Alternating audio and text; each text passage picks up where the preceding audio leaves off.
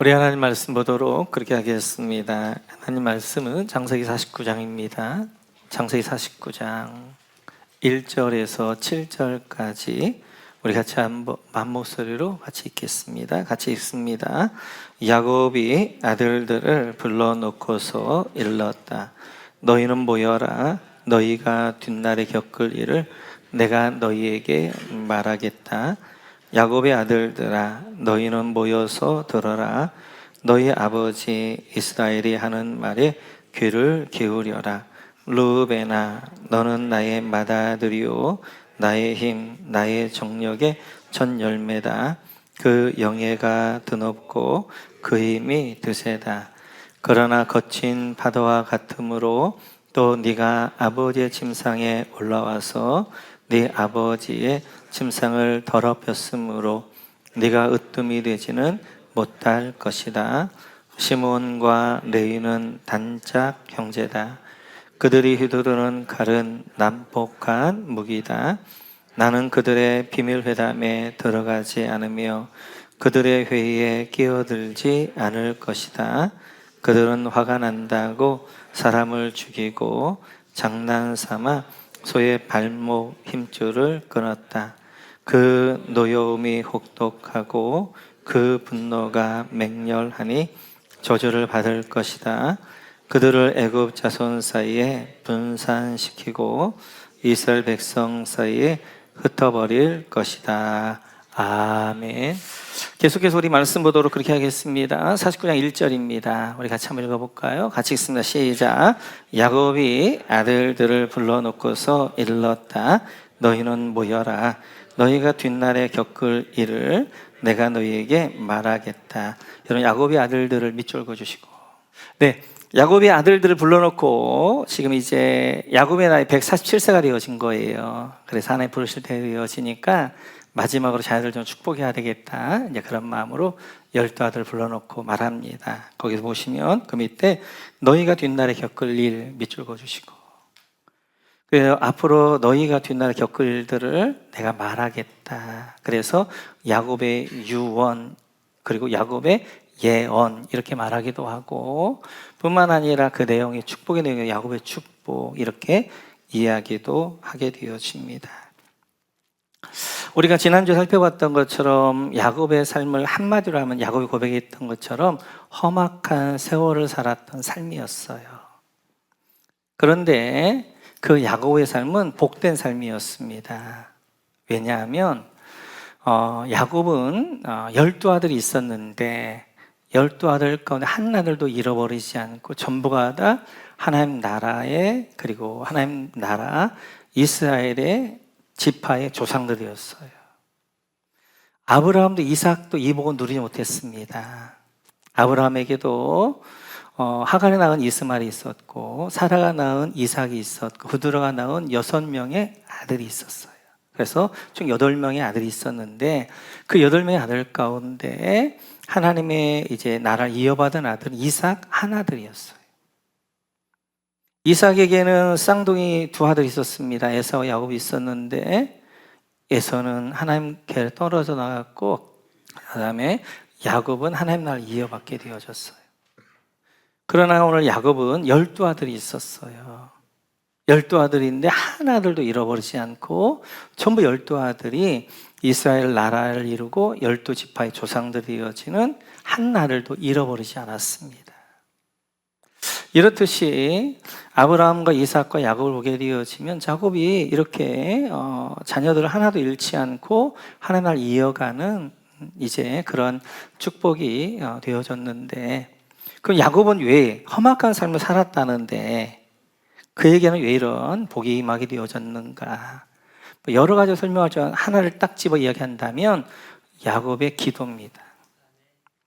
야곱은 험악한 삶을 살았기 때문에 그의 삶이 기도할 수밖에 없었어요. 기도하지 아니하면 살 수 없는 삶이었습니다.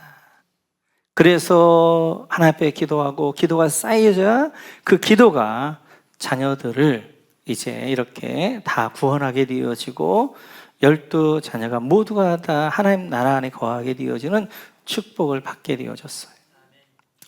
야곱은 이제 형에 의해서 이제 집안을 쫓겨납니다. 베델에서 기도합니다. 외삼촌의 집에 갔는데 너무 힘든 거예요. 그러자 바타나람에서 기도합니다. 그래서 이제 외삼촌이 도망 나와서 아버지 집에 가면 괜찮을까 했는데 아버지 집에 또 형 에서가 죽인다고 지금 기다리고 있는 거예요. 그래서 야복강까지 기도합니다. 세겜에서 정말 외동딸의 그 성추행을 당하고 시몬과 레위 가면서 거기 기도하게 되어지고 다시 올라가 자기 아내가 이제 에브라 베들레헴에 죽으면서 기도하고 에델 망다에서 기도하고 또 브엘셰바에 내려가서 이제 살게 되어졌는데 그 브엘셰바에서 요셉이라는 아들이 또 잃어버리게 되어지면서 그는 일평생 기도의 삶을 살았어요. 그 기도 가운데 이제 가장 대표적인 기도가 우리 한번 창세기 32장이죠. 같이 한번 하시죠. 시작. 뒤에 홀로 남았는데 어떤 이가 나타나 야곱을 붙잡고 동이 뜰 때까지 씨름을 하였다. 야복강가의 기도입니다. 밤이 새도록 야곱이 하나님께 기도하게 되어져요. 왜냐하면 지금 그는 사방에 우겨쌈을 당했습니다. 앞으로 가자니 앞에는 형 에서가 400명 군대를 내고 죽이겠다고 그러죠. 뒤로 가자니 그 지긋지긋한 라반이 도와하는데 다시 가야 된다는 것이 그래서 우겨쌈을 당한 가운데 그 할 수 있는 길은 기도밖에 없어서 밤이 새도록 밤새도록 하나님 기도하게 되었습니다. 아마 야곱은 이렇게 밤이 새도록 기도했던 날들이 수없이 많았을 거예요. 이런 기도가 야곱에게 쌓여서 결국 그의 12아들이 하나도 잃어버리지 아니하고 그리고 하나님의 백성, 하나님 나라 가운데 거하는 축복과 은혜를 받게 되어집니다. 험악한 삶을 살았던 야곱은 저주의 삶을 살았나요? 그렇지 않아요. 그 험악한 삶 가운데도 그는 기도할 줄 알았고 기도했을 때 하나님 그를 역전시키셔서 그의 삶을 축복의 삶을 인도해 주셨어요. 그리고 우리 지난번에 살펴봤던 130년은 험악한 삶을 삽니다. 근데 17년은 어떻게 하는 거예요? 생명과 번성한 삶을 하게 되어지고 그리고 야곱의 가장 클라이막스, 가장 축복의 삶은 죽을 때 12아들을 축복하며 주는 가장 찬란한 영광 가운데 부르심을 받게 되어져요. 이삭의 100배의 삶이 축복된 삶인가요? 그는 100배 축복을 받다 보니까 기도할 필요가 없는 거예요. 기도 없이 얼마나 살만한 거예요. 그래 기도 없이 살게 되어지고 두 아들인데 그 하늘 아들 가운데 하나는 하나님의 자녀가 되어지고 하나는 버리게 되어지는 그러한 이제 일들을 하게 되어집니다. 이렇듯이 우리는 험악한 삶은 굉장히 저주의 삶이요. 그 다음 100배의 축복의 삶은 이제 굉장히 우리는 축복된 삶이라고 그러는데 영적으로 보면 아닐 수 있다는 거예요. 가장 좋은 것은 이삭의 100배의 축복 가운데 늘 야곱과 같이 기도하는 삶이면 좋겠지요. 영적인 것입니다. 특별히 기도하는 삶입니다. 기도는 쌓이는 거예요. 쌓이는 거. 요한계시록 8장으로 한번 가볼까요? 같이 시작. 또 다른 전사가 와서 금향로를 들고 제단에 섰습니다. 그는 모든 성도의 기도에 향을 더해서 보좌 앞 금제단에 드리려고 많은 향을 받았습니다. 그래서 향의 연기가 성도들의 기도와 함께 전사의 손으로부터 하나님 앞으로 올라갔습니다. 그 뒤에 그 전사가 향로를 가져다가 거기에 제단불을 가득 채워서 땅에 던지니 천둥과 요란한 소리와 번개와 지진이 일어났습니다. 아멘. 영적인 걸 보여주시는 거예요. 우리 기도가 어떻게 하나님 앞에 올라가는가? 우리 기도는 사라지는 게 아니에요. 어제 기도했으니까 어제 기도한 걸로 사라지는 게 아니라 그것이 하늘에 있는 우리의 기도의 금대접에 쌓이게 되어집니다. 금대접에 쌓였다가 그것이 채워지면 그것이 하나의 보좌에 올라가게 되어지고 그 하나의 보좌에 올라갔다 어떻게 하면 이 땅에 응답으로 부어지는 거예요. 그러니까 기도는 소멸되는 것이 아니라 기도는 쌓입니다. 쌓여요. 그래서 야곱의 삶이 험악한 삶을 살았지만 그 험악한 삶을 역전시켰던 것은 야곱의 기도였고요. 기도하는 삶을 살았던 야곱은 이제 점점 좋아졌고 가장 영광이 죽는 그 순간 그 가장 영광스러운 삶이었던 것들을 볼 수 있습니다. 물은 100도씨에 끓어요. 100도씨 할 때까지는 계속 이제 하죠. 100도에 끓는 것이죠. 기도도 마찬가지예요. 내가 지금 하는 기도가 어떤 때는 바로 응답되는 기도도 있지만 기도 소멸되는 것이 기도가 채워질 때까지 기다리시는 거예요. 그래서 우리의 지금 내 삶이 어떤 삶이든 내가 지금 험악한 삶을 살고 있든지 내가 사망의 음침한 골짜기를 걷고 있다 할지라도 기도하는 삶을 살게 되어질 때 하나님 우리의 삶을 역전시킬 줄로 믿습니다. 뿐만 아니라 르우벨 향하여서 이렇게 예언합니다. 우리 같이 한번 3절 같이 한번 읽어볼까요? 같이 읽죠. 시작. 르우벨아 너는 나의 맏아들이요 나의 힘 나의 정력의 첫 열매다. 그 영예가 드높고 그 힘이 드세다. 르우벤 밑줄 그어주시고 르라 보다 벤 아들. 그래서 보라 아들이다 그런 뜻입니다. 한번 생각을 해보세요.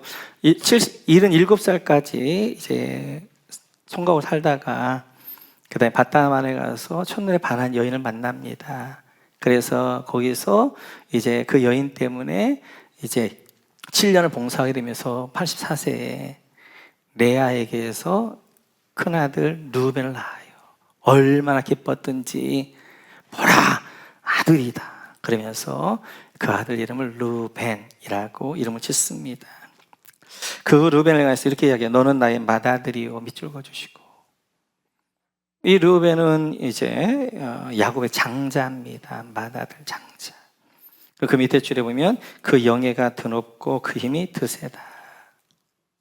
그 장자의 그 영광이 르우벤에게 있게 되어지고 그리고 그 힘이 드세다. 그는 탁월한 능력을 가지고 있어요. 우리가 지난주에 살펴봤던 것처럼 많은 경우 장자들이 부모님들의 좋은 이제가 받아서 굉장히 능력이 많은 분들이 많습니다. 르우벤도 마찬가지였어요. 르우벤도 자녀들 가운데 야곱이 볼 때 가장 능력이 탁월했던 아들은 르우벤이었습니다.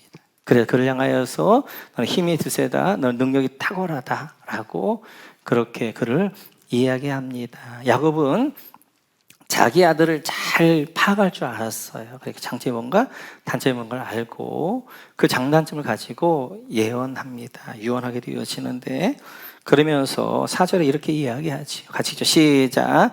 그러나 거친 파도와 같으므로 또 내가 아버지의 침상에 올라와서 내 아버지의 침상을 더럽혔으므로 네가 으뜸이 되지는 못할 것이다.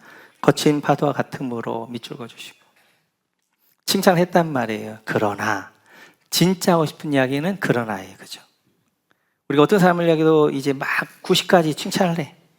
진짜 하고 싶은 얘기는 그러나 근데 한 가지 뭐 이러면서 한단 말이에요. 그러면서 그냥 거친 파도 같다는 거예요. 이 거친 파도는 여러분 이제 바다를 보면 거친 파도가 있게 되고 굉장히 르우벤 충동적이고 감정적이고 업다운 좀 심하고 뭐 이러한 단점을 가지고 있어요. 그러니까 탁월한 능력을 가지고 있는 그 가지고 있는 단점은 바로 거친 파도같이 감정적이고 이제 충동적이고 뭐 이런 단점을 가지고 있습니다. 그 단점을 잘 보여주는 사건 가운데 하나가 아버지의 침상에 올라와서 밑줄 그어주시고 아버지의 침상을 더럽혔다 밑줄 그어주시고 아버지의 침상을 더럽힌 일입니다. 창세기에 한번 다시 넘어가 볼까요? 같이 읽죠. 시작. 이스라엘이 바로 그 지역에서 머물 때 르우벤이 아버지의 첫 비라를 범하였는데 이스라엘에게 이 소식이 들어갔다. 야곱의 아들은 12이다. 이 르우벤이 이제 하지 말아야 될 짓을 합니다. 자기 아버지의 척, 아버지의 아내 비라를 범하게 되어져요. 이때가 언제냐? 20절에 보게 되어지면 라헬이 죽은 때입니다. 라헬이 에브라에 죽어요. 그리고 거기다가 이제 야곱이 묻고 거기서 에델망대로 옮깁니다. 에델망대에 머물렀는데 거기서 르우벤이 이제 이런 일을 해요. 그러니까 지금 야곱은 너무너무 지금 자기가 가장 사랑하는 아내 라헬을 묻고 너무너무 고통 가운데 있는데 이 르우벤은 자기 안에 정욕을 절제를 못하는 거예요. 이 충동적인 마음을 절제를 못해가지고 아버지가 가장 슬픔 가운데 있는데 또 다른 아픔을 하게 돼요. 그래서 야곱이 얼마나 답답해. 말이 없어요. 그 다음에 말이. 이렇듯이 르우벤에게는 탁월한 능력이 있었어요. 근데 그에게 가지고 있었던 결정적인 단점이 굉장히 충동적이었고, 그리고 감정적이었고, 그러다 보니까 거센 파도같이 거칠었고, 이제 그렇게 업다운이 심했고 이랬습니다. 능력 있는 이제 사람들은 이제 성취욕도 강합니다. 그러니까 능력이 있다는 말은 뭔가 하고자 하는 이제 욕구도 강해요. 그래가지고 열심히 합니다. 그리고 성공도 해요. 그리고 잘 하기도 합니다. 그런데 이렇게 잘 하다 보니까 이제 뭐만 보이냐면 성취욕, 성공 이런 것만 보여요. 그러니까 그거는 단점이 어떻게 하는 거예요? 그것들이 잘 보이지 않아요. 그러니까 자기를 착각하는 거예요. 내가 현재 능력이 있다 보니까, 그리고 어떤 일들을 성공하고 성취하다 보니까 그 일에 도취해 있는 거예요. 그래서 이제 이렇게 이런 단점들로 무너지는데, 잠언서를 보면 이렇게 말씀하십니다. 같이 한번 볼까요? 같이 시작. 노하기를 더디하는 사람은 용사보다 낫고 자기의 마음을 다스리는 사람은 성을 점령하는 사람보다 낫다. 누가 용사인가? 바깥으로 뭐 성을 점령하고 탁월한 능력이 용사가 아니라 자기를 잘 다스릴 수 있는 사람, 자기를 잘 컨트롤하고 그럴 수 있는 사람이 진짜 용사다라고 이야기하는 거예요. 그래서 이렇게 이제 바깥도 탁월한 능력도 굉장히 중요하지만, 그러나 이제 자기의 단점들을 잘 관리했어야 되는데 르우벤이 못한 거예요. 그래가지고 그 일로 인하여서 르우벤은 이제 정말 하지 말아야 될 일들을 하게 되어졌고, 그래서 이제 야가서에서는 이렇게 이야기합니다. 같이 한번 볼까요? 야가서 같이 읽죠. 시작. 우리를 위하여 여우고 포도원을 허는 작은 여우를 잡으라. 우리의 포도원에 꽃이 피었습니다. 포도원이 있습니다. 꽃이 피고 멋지게 이제 열매를 맺어가는데, 근데 그 포도원을, 그 꽃이 핀 열매 볼 게 아니라 중요한 것은 그 포도원을 허무는 작은 여우를 잡아야 되는 거예요. 작은 여우가 들어가서 어떻게 작은 구멍을 내면서 포도원이 무너지는 거예요. 그러니까 능력이 탁월하고 어떤 성공하신 분들은 그 능력이 탁월한 성공한 것들만 보이니까 착각하는 거예요. 내가 단점이 없다고. 그래가지고 어떻게 하는 거예요? 작은 여우를 놓치는 거예요. 작은 여우 때문에 그가 결국 어떻게 하는 거예요? 무너진단 말이에요. 우리 주변에 많이 보잖아요. 정말 능력 있는 목사님들, 능력 있는 분들이 이 작은 여우 때문에 무너지는 거. 오늘 르우벤이 그랬다고요. 그래서 그 안에는 이제 감정적이고 이제 굉장히 이제 그런 감정적인 그런 것들을 잘 다스려, 그걸 못 다스려 가지고 결국 어떻게 되어지느냐. 여러분, 이제 4절 마지막에 보면 으뜸이 되지 못할 것이다 밑줄 그어주시고 장자권을 잃어버립니다. 장자권. 그래서 이제 야곱이 하면서 너는 이제 내 장자고 특별했지만 너는 이렇게 해서 이제 너는 으뜸이 되지 못할 것이다 라고 하게 되어져. 르우벤은 이 이야기를 잘 귀담아 듣습니다. 그리고 이제 어떻게 하는 거예요? 그의 이제 야곱의 장자권이 요셉에게 넘어가는데, 유다에게 넘어가는데 그 유다와 요셉 밑에 있어요. 그러니까 장자권을 잃어버렸으니까 야곱처럼 당연히 장자권을 찾아야 되겠다. 자기 욕심과 장자권을 찾는 거예요. 받아들이면 하나님의 뜻을. 그리고 어떻게 하는 거예요? 이제 그는 요셉과 그리고 이제 유다 밑에 있게 2인자로 있게 되어져요. 그래서 출애굽할 때 여러분들 유심히 보시면 가장 앞선 지파는 누구냐면 유다 지파입니다. 유다 지파 세 지파, 그 뒤에 르우벤과 세 지파가 있게 돼요. 성전에서도 마찬가지예요. 오른쪽에, 성막에서 오른쪽에는 동쪽에는 뭐가 있는 거예요? 유다 지파와 세 지파가 있어요. 유다 지파를 하자면 리더 지파예요. 그 다음에 남쪽에, 그 다음 리더 남쪽인데 남쪽의 세 지파 중에 리더는 르우벤이에요. 르우벤은 늘 어디에요? 유다 밑에 있게 돼요. 2인자 있게 되어져요. 그래서 그는 이제 능력의 탁월함보다는 내 안에 자기를 잘 조절할 줄 알고 이제 탁월하게 되면 그 탁월함 때문에, 그 능력 때문에, 성공 때문에 이게 막 거친 파도와 같이 막 하늘 높은지 모르고 그렇게 하니까 딱 자기를 조절하면서 어떻게 하는 거예요? 자기를 절제하면서 그 밑에 딱 거기에 거하게 되어지는 거예요. 그래서 르우벤 지파에서는 특별하게 성경에 특출난 사람이 안 나옵니다. 12 사사가 있었어요. 모든 지파에 사사가 나왔는데 르우벤 지파에서만 사사가 안 나왔어요. 그런데 그 르우벤 지파는 그렇게 자기를 잘 절제했을 때 그 지파는 어떻게 하는 거예요? 나중에 보게 되어지니까 끝까지 하나님의 쓰임받는 지파가 된단 말이에요. 우리 모두는 단점이 있어요. 그 단점을 내가 잘합니다. 나보다 누가 더 잘하느냐? 사탄이 잘 알아요. 그래서 우리를 어딜 공격할 줄 아는 거예요. 뭐 때문에 무너질 줄 아는 거예요.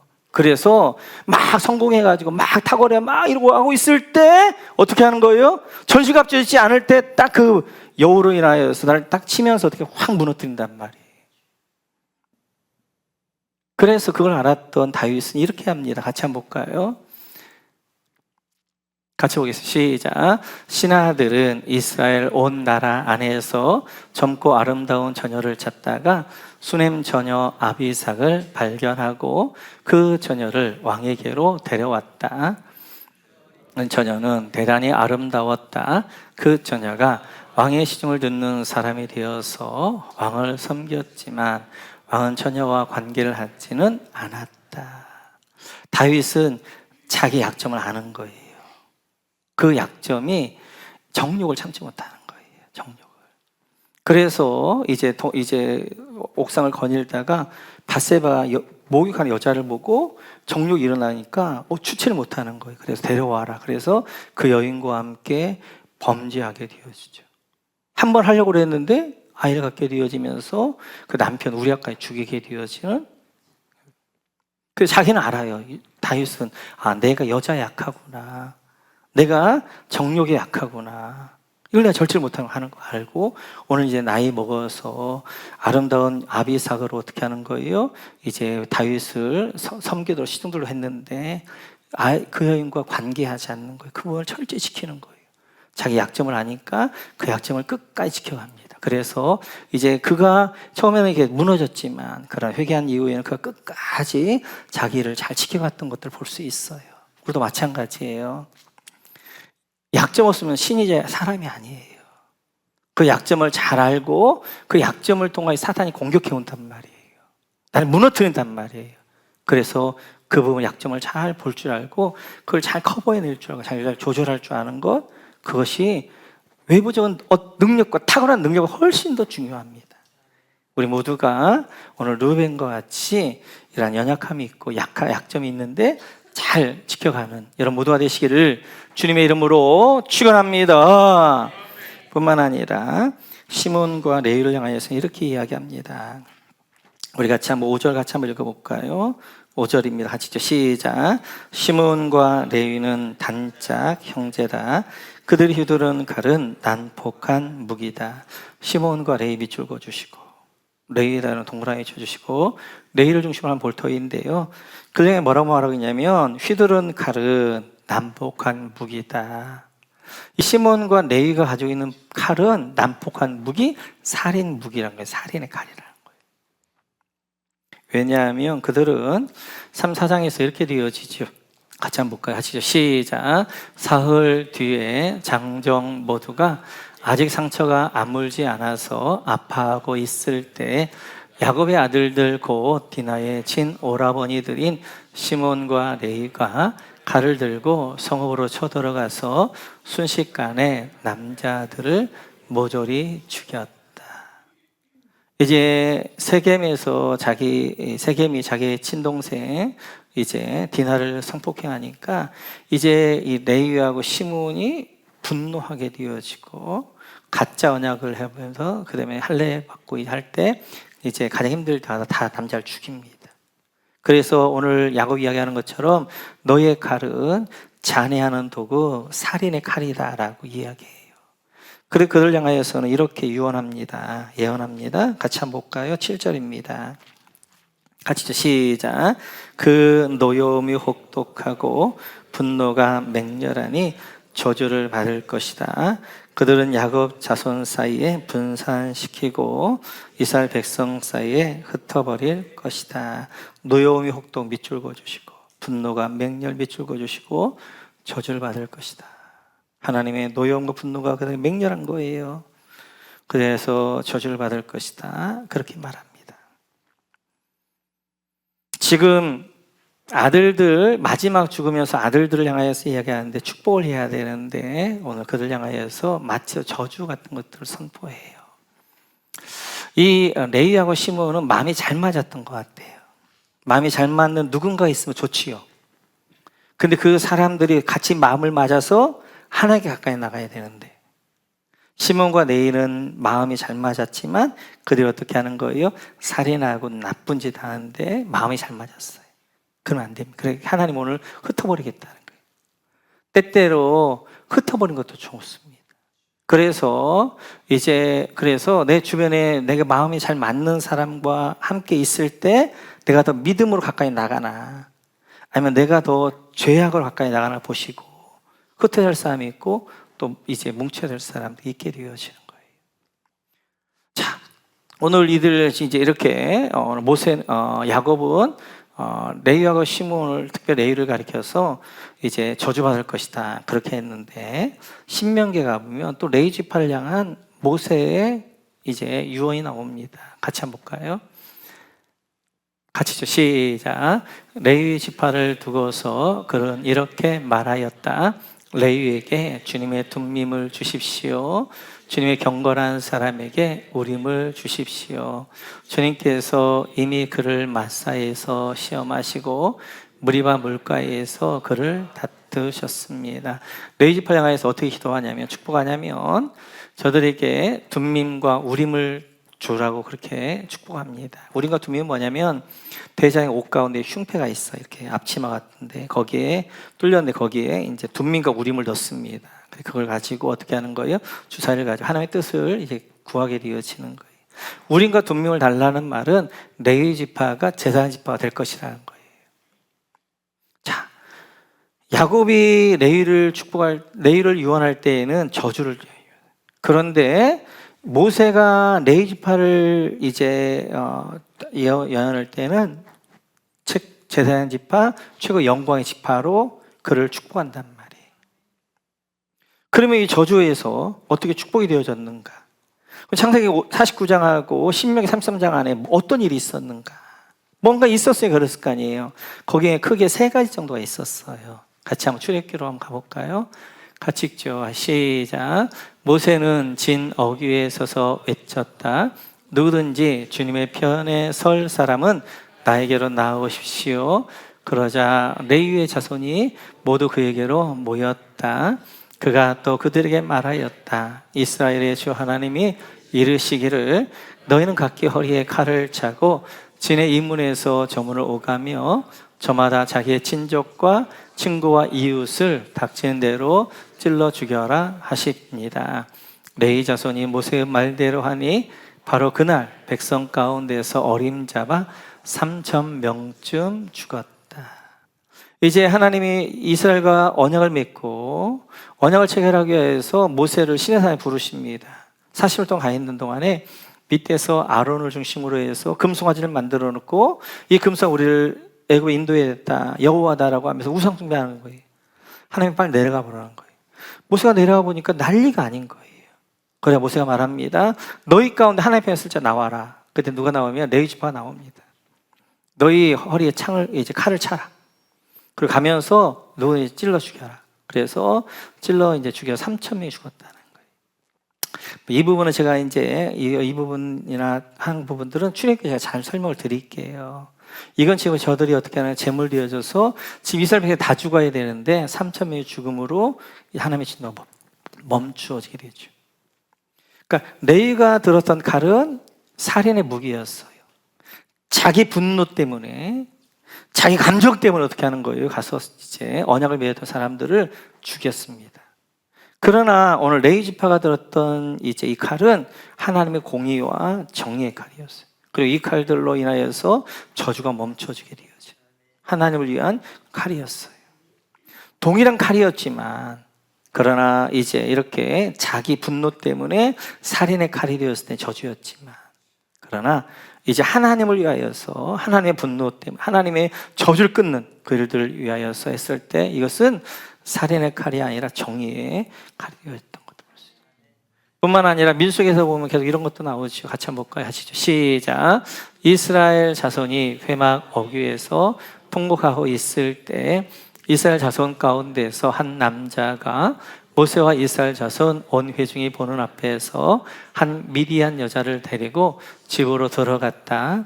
아론의 손자이자 엘르아살의 아들인 제사장 브느하스가 이것을 보고 회중 가운데서 나와 창을 들고 그 두 남녀를 따라 장막 안으로 들어가 이스라엘 남자와 미디안 여자의 배를 꿰뚫으니 연병이 이스라엘 자손 사이 그쳤다.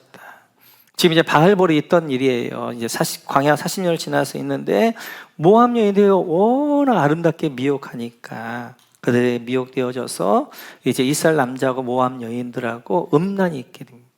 이제 조금 이제 이도 그때 몰두했는데 사실 음란보다 우상 숭배했어요.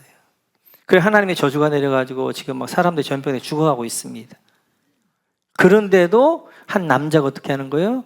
이제 미디안의 이제 여자를 데리고 장막으로 들어가는 거예요. 다시 음란한 짓을 하려고. 그러자 아론의 손자였던 비느하스가 어떻게 창을 들고 들어갑니다. 그리고 그 음란한 짓을 하는 남녀를 찔러 죽입니다. 그래서 연병에 그쳐버리게 되어져요. 레위가 들었던 칼은 자기 분노 때문에 했던 이제 자기를 위한 그런 이제 칼이었다면 이 비느하스가 들었던 칼창은 하나님의 분노, 이제 하나님의 정의를 가지고 어떻게 하는 거예요? 저주가 멈추어지게 하는 칼이었단 말이에요. 뿐만 아니라 이런 레위의 이런 저주가 레위 지파의 제사 지파로 축복으로 바뀌어졌던 것은 충성된 사람이 있었어요. 바로 모세와 아론이 레위 지파였어요. 그래서 모세의 충성, 아론의 그 이제 헌신, 그것이 이제 이 레위에게 있는 저주가 끊어지고 축복으로 연결되어지는 축복의 물줄기 시작하게 되어지는 그 물줄기를 바꿔버리게 되어집니다.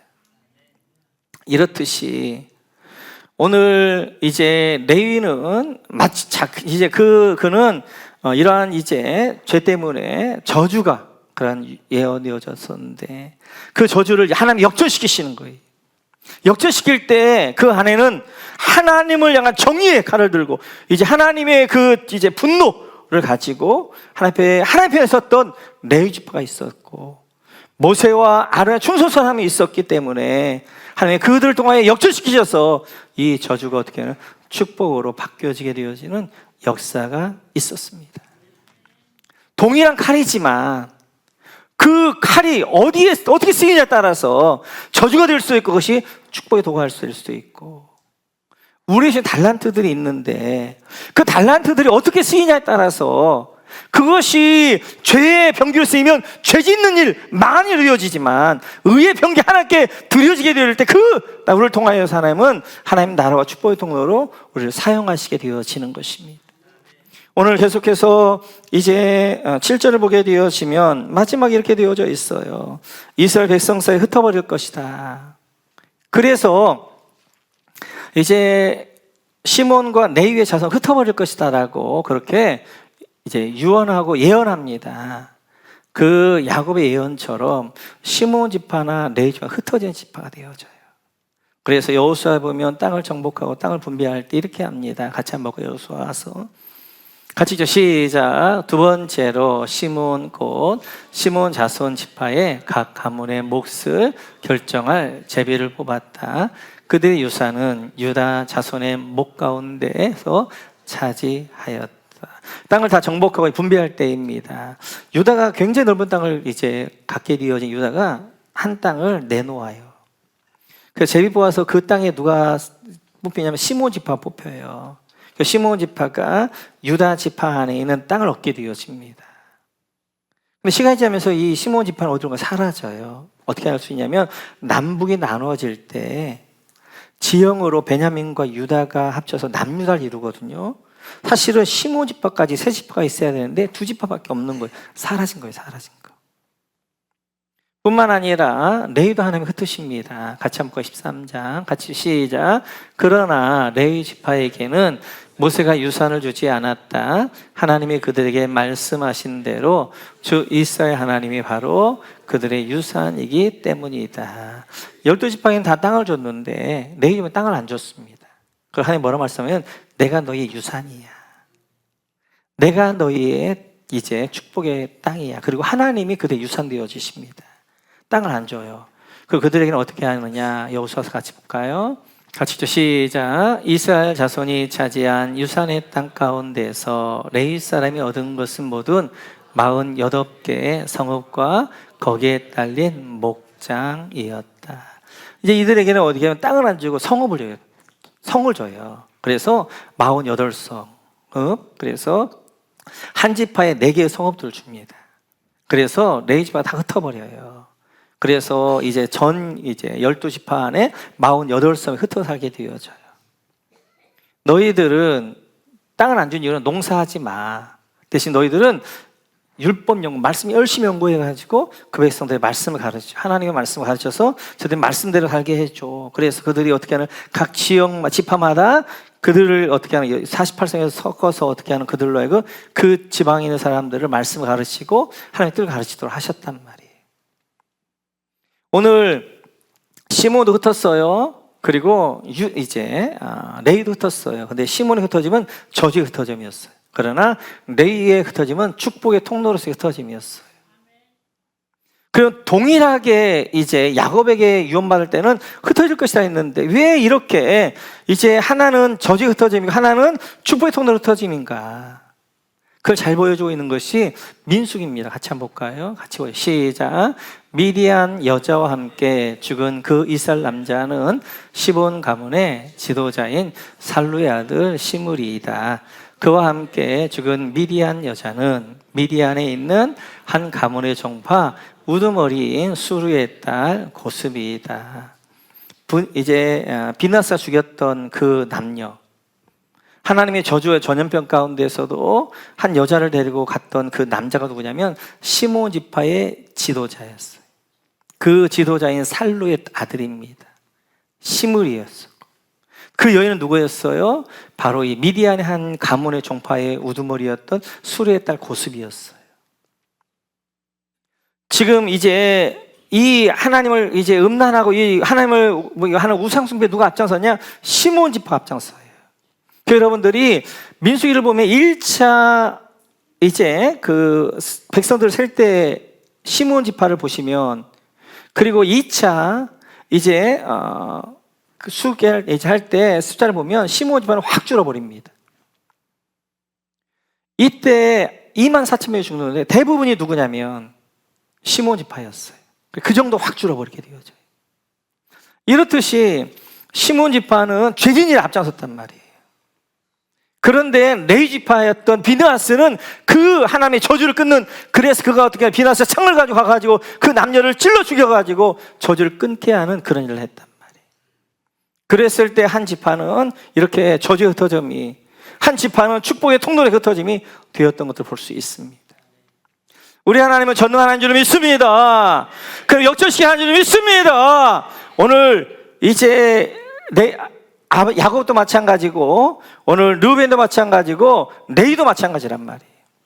오늘 이들을 향한 유언을 축복이라는 이유 중에 하나는 축복만 전하는 것이 아니라 그들의 결점을 이야기하고 그 결점을 가지고 어떻게 하는 거예요? 내가 잘 받으면 그게 내 안에 축복이 된단 말이에요. 르우벤에게도 단점이 있었습니다. 그 거친 파도 같은 그 감정적이고 이제 그런 것들이 있었어요. 레위도 마찬가지였습니다. 그러나 그들은 그 결점들을 잘 이제 녹아내서 그걸 어떻게 하는 거예요? 축복으로 만들어냈고 역전시키신 하나님의 은혜 가운데 나가게 됐단 말이에요. 설교도 마찬가지예요. 축복의 설교 중요한데 여러분의 찔림 있는 설교가 중요한 거예요.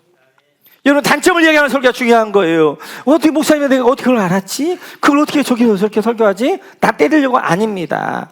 하나님 여러분 단점을 이야기하는 거예요. 너 그렇게 하면 너 사단에게 망하니까 그 작은 요 잡아라 라고 말씀하시는 거예요.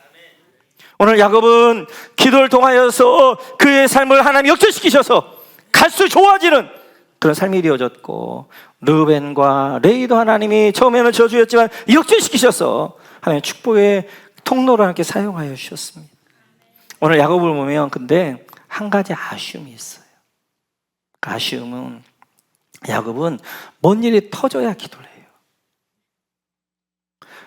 이제 쫓겨나야 기도하고, 위험지 가서 고생해야 기도하고, 앞에 이제 에서가 자기를 죽인다고 해야 야복강에 밤이 맞도록 기도하는 거예요. 그렇게 기도해도 그 기도는 쌓이긴 하지만, 그러나 미리 기도했으면 얼마나 좋았을까. 미리 기도했으면.